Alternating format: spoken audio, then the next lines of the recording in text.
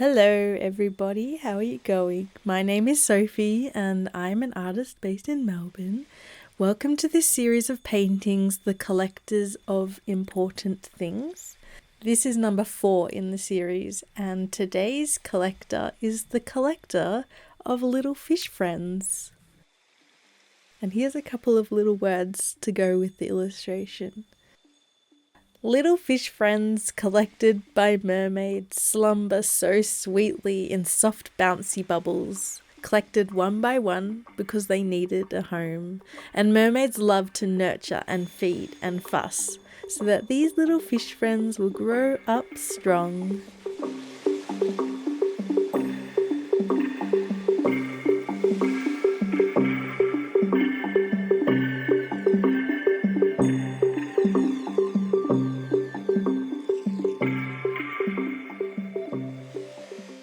This concept is one that I have painted a few times over the years. I always come back to the image of the bubble with a fish friend in it.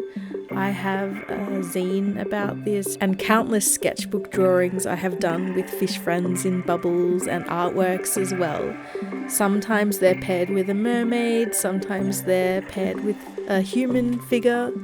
And I'm not really sure why this is an image that I love to keep coming back to, but it just makes me feel cozy and comfortable and held.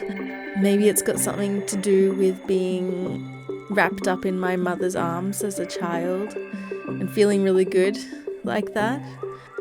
So maybe this little story of a little fish in a bubble hugged by someone is a reaction to that. I'm just thinking out loud here. I haven't really put much thought into this. I'm just sort of going off the cuff. But perhaps that's the reason.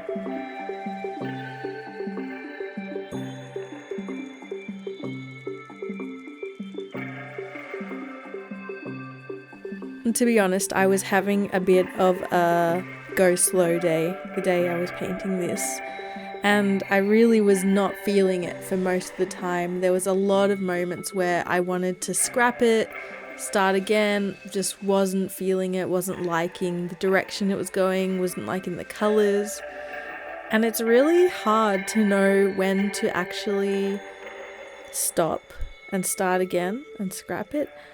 And when to actually just push through that awkward phase that every artwork has. Every artwork goes through an awkward phase. And more times than not, pushing through the awkward stage, you get somewhere. For me anyway, I feel like I get somewhere. Just adding those extra bit of details and just trying to figure out how to make it work. I think that's really fun for me when I'm in the mood. Sometimes it's not fun. I feel like today was really difficult. But it's usually really fun to problem solve and figure out how to make an artwork read better, look better, feel better.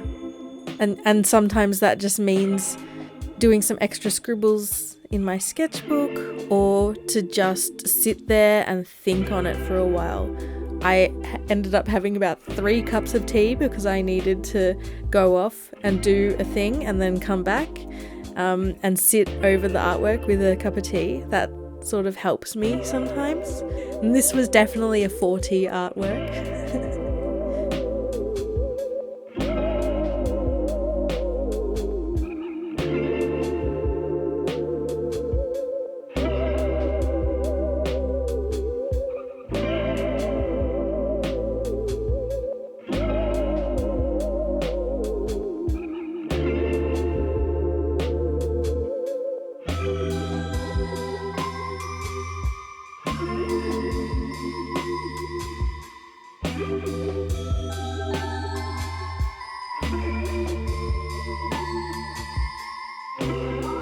There's something about mermaid tails that I really, really love painting. I love how they can be super bendy, almost snake-like, almost eel-like. I really have fun with playing with those loops and folding in on itself and tucking it in. It's really fun to play with. I can really play with rhythm and flow with the extra bendiness of their tail paired with the hair. I really like painting mermaids for that reason.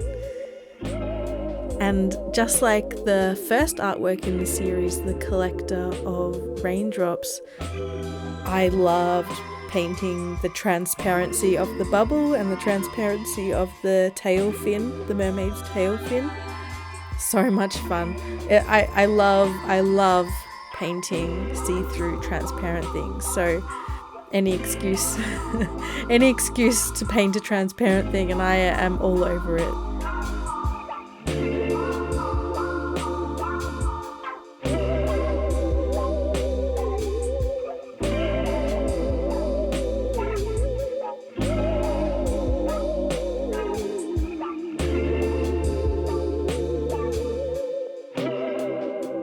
So the materials I used for this piece is acrylic gouache, and the brand is Holbein.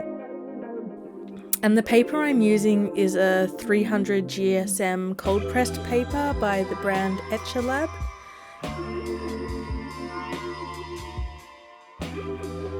So there's going to be 12 illustrations altogether in this series. I may do a super special extra bonus 13th piece, which will be my October Patreon reward. That is, if it all goes to plan. But I would love to do a 13th one. But the main 12 illustrations are going to become a 2023 calendar.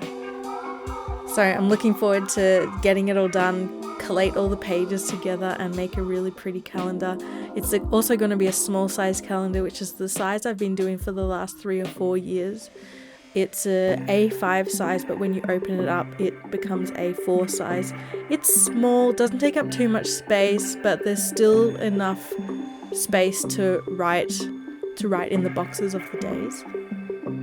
If you're someone that likes taking calendar around with you, you can even do that. A couple of people have reached out to me and told me that they take their calendar around in their bag with them every day.